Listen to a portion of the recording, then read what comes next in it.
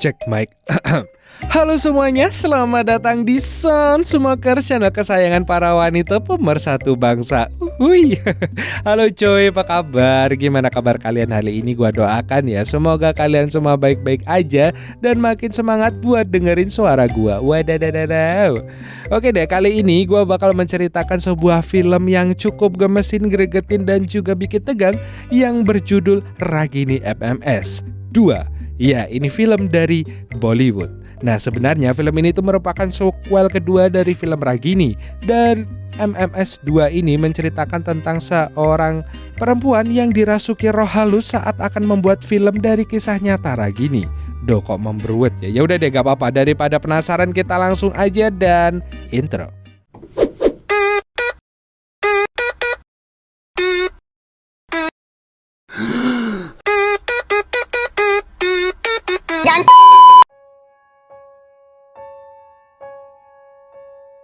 Di awal film kita diperlihatkan sebuah rumah sakit jiwa dengan penjagaan yang sangat ketat.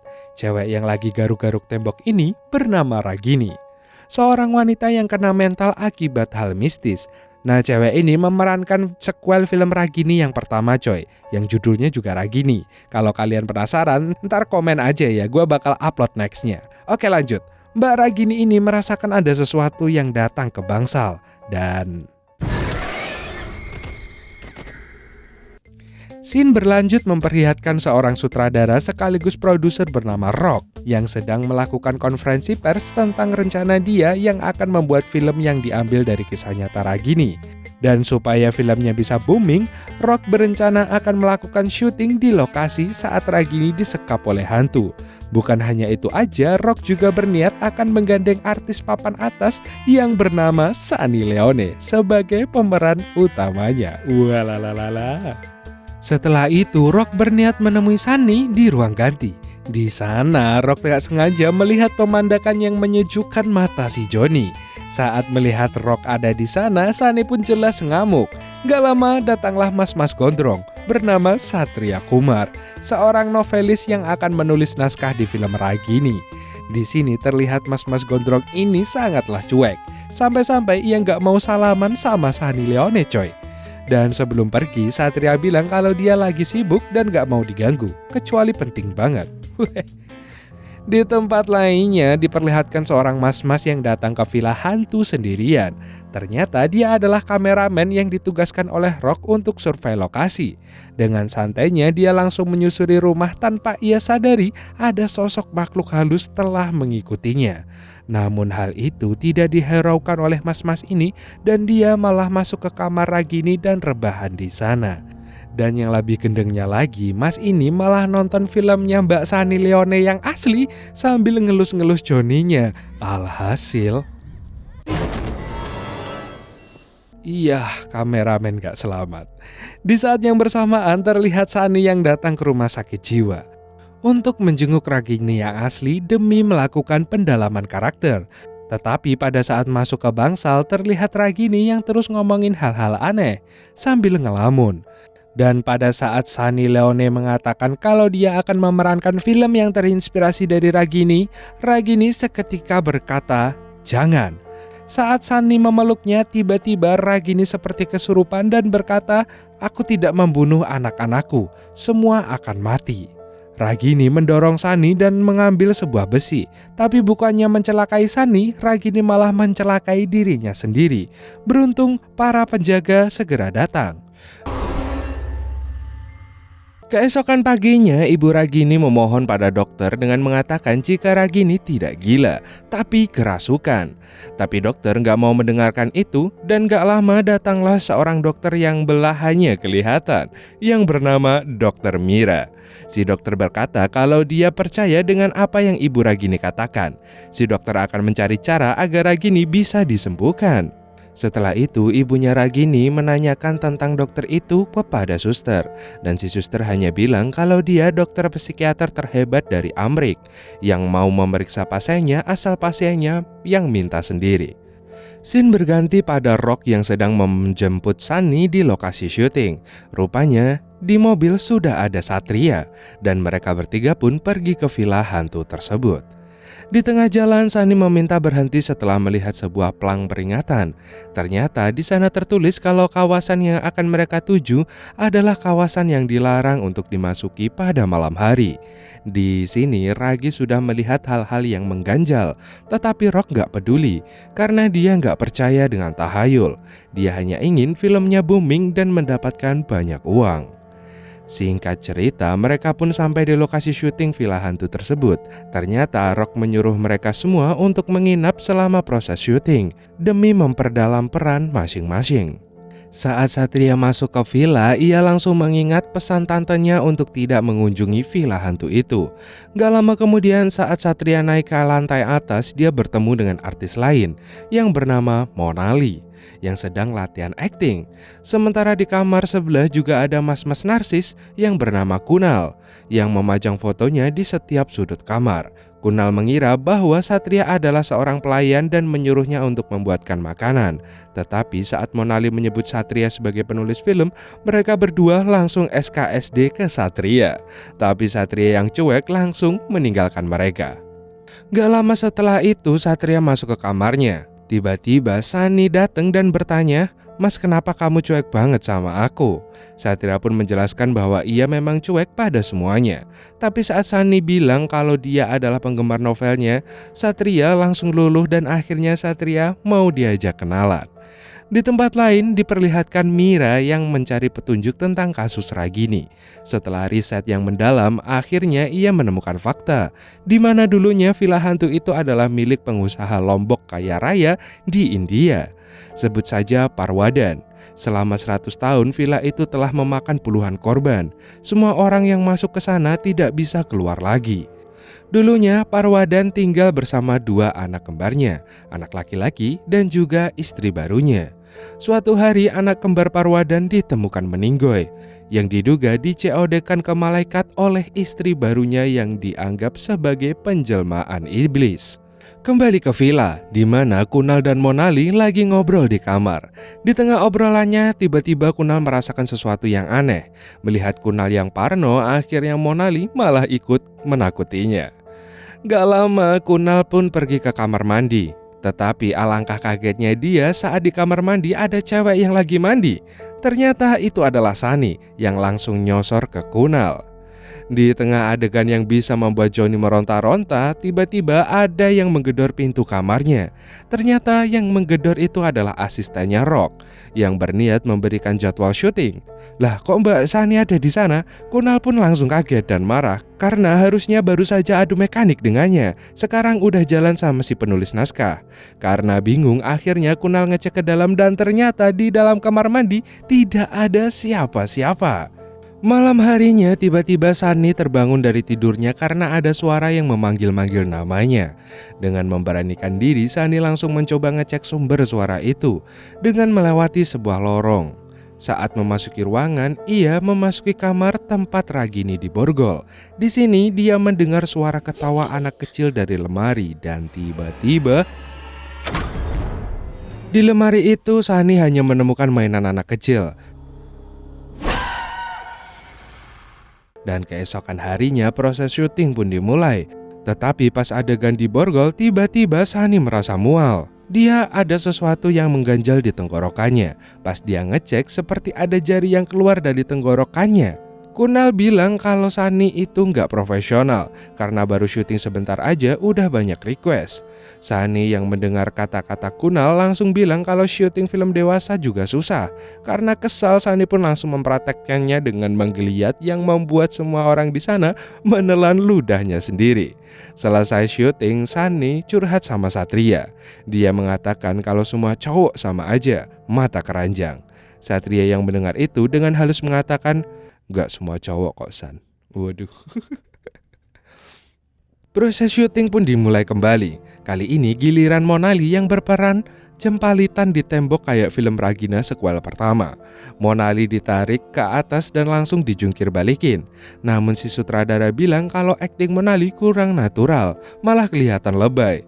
Saat mengulangi adegan, tiba-tiba Monali melihat ruangan kosong dan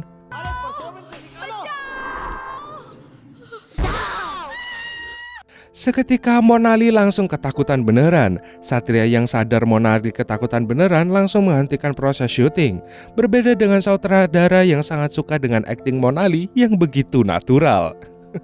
Sore harinya rombongan kru pada cabut dari villa karena mereka takut jika tidur di sana. Tetapi Rock dan para bintang film tetap ada di sana. Dengan pesta api unggun, Sunny malah mengajak Satria jalan-jalan menelusuri sekitar villa. Singkat cerita, mereka pun sampai di sebuah pondok.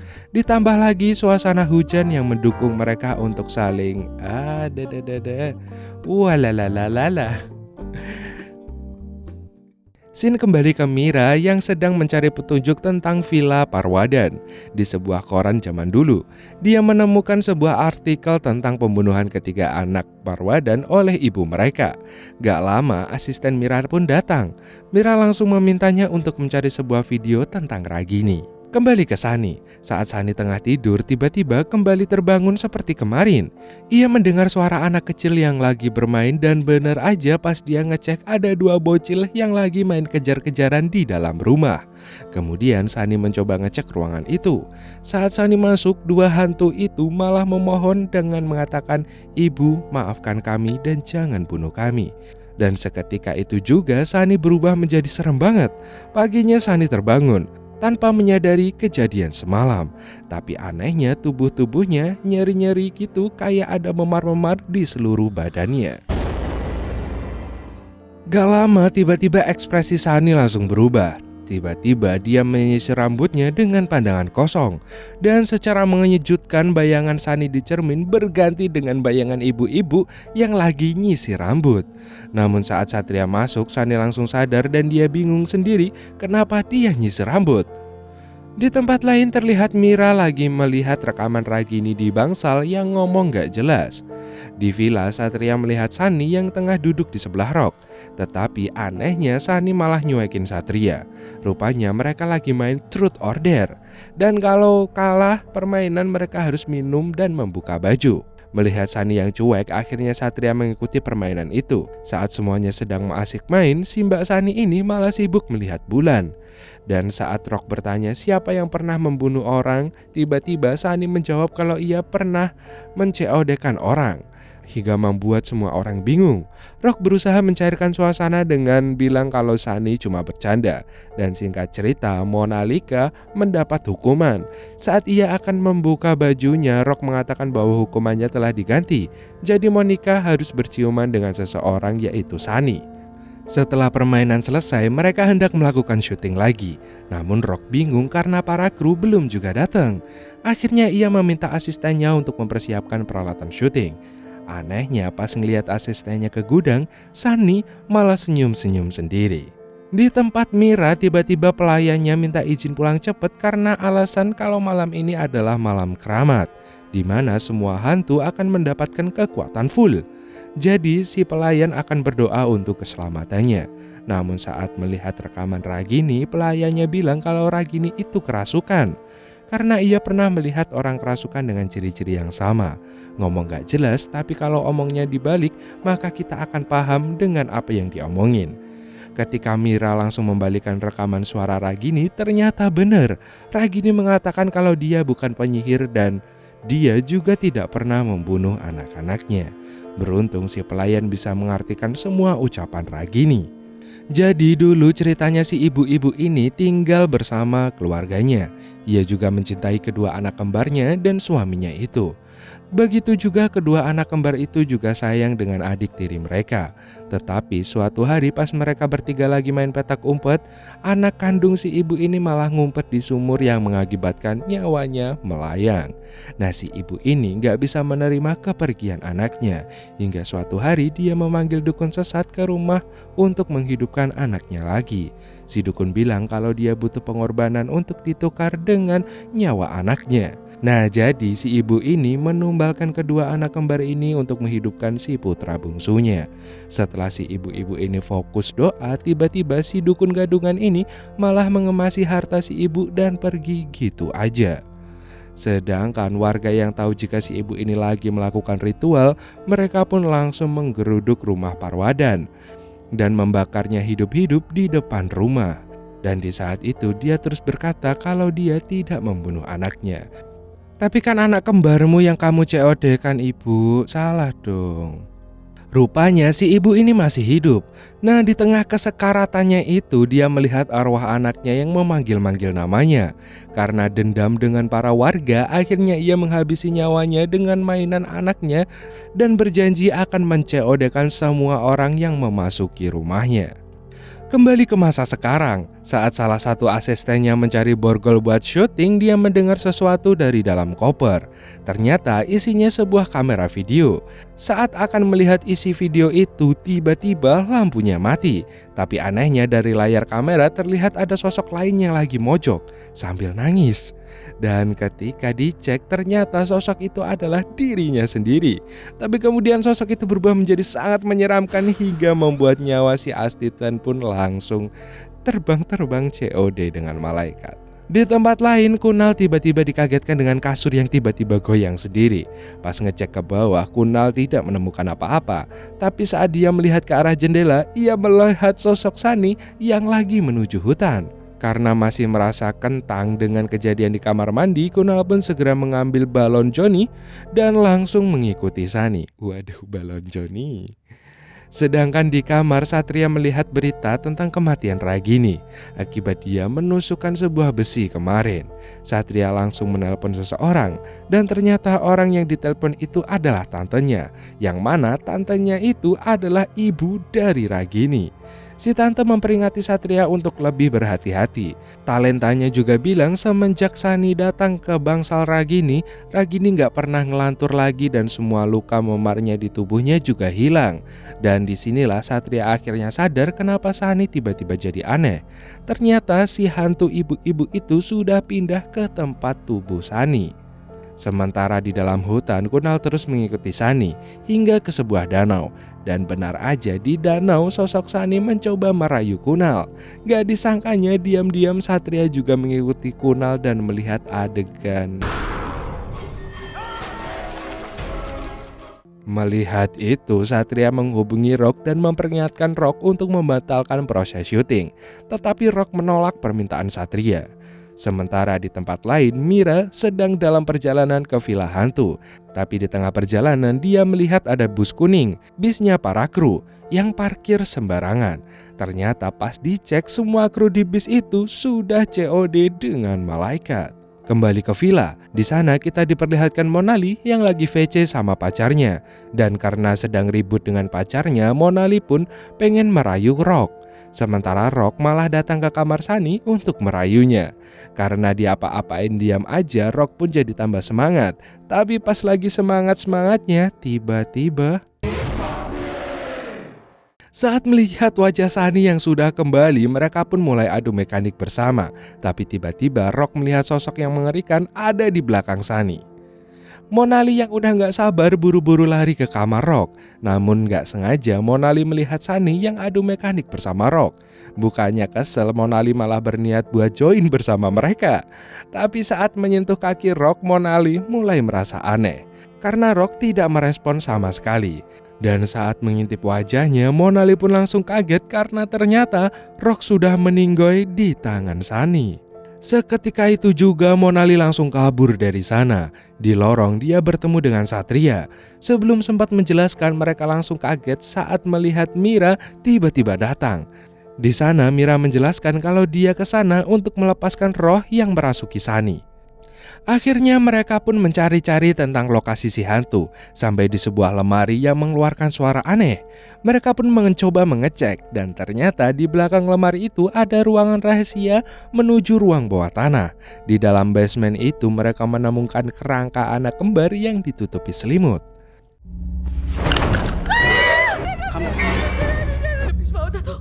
Di sini Mira mengatakan kalau dia membacakan mantra biar arwah mereka bisa dikirim ke alam baka. Mira juga meminta bantuan Satria dan Monali, tapi tiba-tiba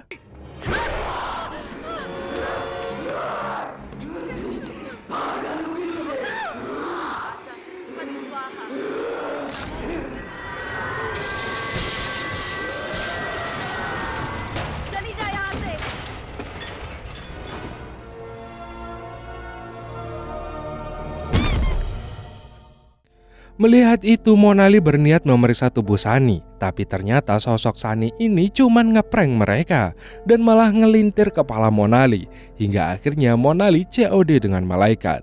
Tak lama kemudian Sunny juga menyerang mereka, tapi Satria nggak sengaja memegang mainan si putra bungsu. Tubuh Sunny pun langsung terpental. Mira yang menyadari kalau kekuatan si ibu hantu ini adalah di mainan itu, ia pun langsung menghancurkan mainan dan seketika seperti ada asap keluar dari tubuh Sunny hingga membuatnya pingsan. Selang beberapa lama Sunny pun mulai sadar dan langsung memeluk Satria. Dan saat mereka hendak meninggalkan tempat itu, tiba-tiba Mira melihat mainan kuda yang goyang-goyang sendiri. Dan filmnya pun selesai. Anjir, film India yang menurut gue cukup lumayan serem ya coy. Gue jarang banget lihat horor India, tapi kali ini karena ya Mbak Sunny Leone yang main ya, jadi gue karena penasaran dan akhirnya nonton dan wah anjir keren juga filmnya. Lumayan serem-serem gimana gitu ya kan. Ya nggak not bad lah, kirain film India aneh-aneh, ternyata nggak juga coy. Filmnya yang ini keren sih menurut gue. Mbak Sunny Leone pula tuh, aduh. Dan review dari penulisnya Joy, karena gue waktu nulis reviewnya aja sambil teriak-teriak karena kaget loh ya, bukan karena kesurupan, katanya gitu. Jadi dia nulis kayak gini nih. Wah. Apa sih? Oke deh, kalau menurut kalian gimana tentang film ini? Share di kolom komentar ya cuy. Buat kalian yang udah nonton, kalau yang belum nonton, silahkan nonton video ini atau nonton filmnya langsung. Keren pasti. Yang pasti dari film ini kita ada satu pelajaran yang bisa kita ambil, yaitu jangan maksiat sembarangan cuy. Ya jelas itu deh. Terima kasih udah nonton video ini sampai habis. Dan jangan lupa buat share ke tetangga kalian yang suka takut kalau lihat gelap. Emon undur-undur, see you next time dan dadah.